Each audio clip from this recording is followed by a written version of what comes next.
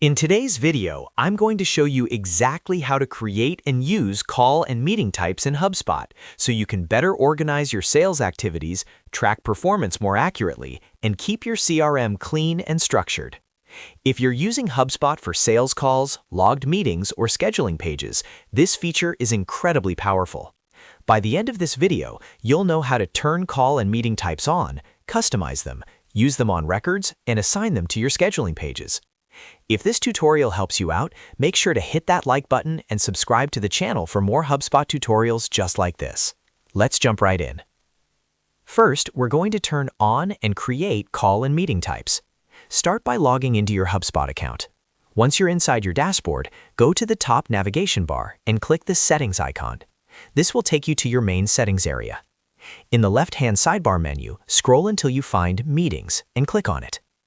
Inside the meeting settings, look for the option labeled Track Call and Meeting Types. If this feature is not enabled yet, you'll see a switch. Go ahead and turn that switch on. This activates the ability to categorize your calls and meetings inside HubSpot. Once the feature is turned on, you'll see an Edit Options button next to the toggle. Click Edit Options. A panel will open on the right-hand side of your screen.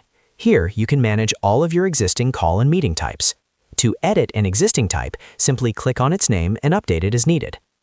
If there's a type you no longer use, click the delete icon next to it to remove it. And if you want to create a brand new type, click Add Another Type, then enter the name of your new call or meeting category. For example, you might create types like Discovery Call, Demo Call, Follow-up Meeting, Onboarding Session, or Quarterly Business Review. Once you've finished editing or adding your types, make sure to click Save to apply your changes. That's it. Your call and meeting types are now set up and ready to use. Next, let's look at how to select a call or meeting type on a contact, company, or deal record. Whenever you call a contact directly from HubSpot using the calling feature, after completing the call, you'll see an option labeled Select Call Type. Click the drop-down menu and choose the appropriate call type from the list you created earlier. This ensures your reporting reflects the correct category of interaction. If you're manually logging an activity instead, navigate to a contact, company, or deal record and click Log a Call. Inside the logging panel, you'll again see the Select Call Type dropdown. Choose the correct call type before saving the activity.